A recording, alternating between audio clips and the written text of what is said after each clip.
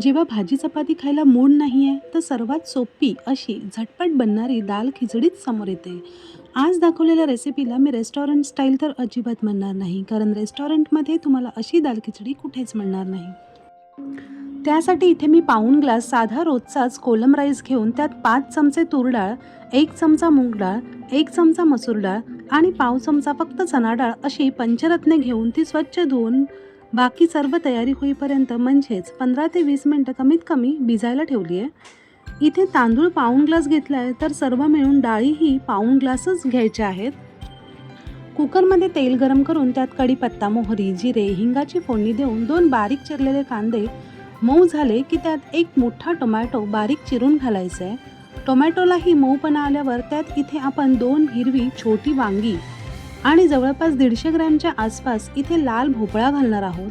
वांगी आणि भोपळा ह्याने खिचडीला जी चव येते ती अगदी अप्रतिम लागते आणि टेक्स्चर पण छान येते. व्यवस्थित परतून घ्यायचं आहे.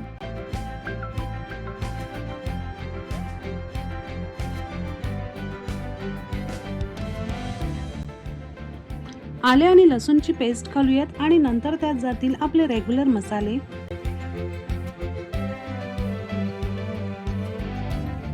हळद, घरगुती मालवणी मसाला, काश्मीरी मिरची पावडर, धनेपूड, गरम मसाला आणि मसाले छान परतून झाल्यावर त्यात भिजवलेले डाळ तांदूळ पाणी काढून टाकून घालायचे आहेत आणि तेही परतून त्यावर 2 मिनिटं झाकण ठेवायचं.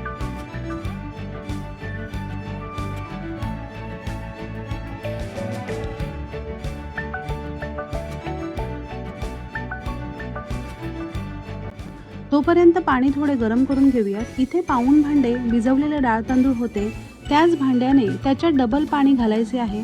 इथे आपण 1.5 भांडे पाणी घालणार आहोत. नंतर जाईल चवीप्रमाणे मीठ आणि मीडियम फ्लेमवर ह्याला आपण 3 शिट्ट्या काढून घेणार आहोत.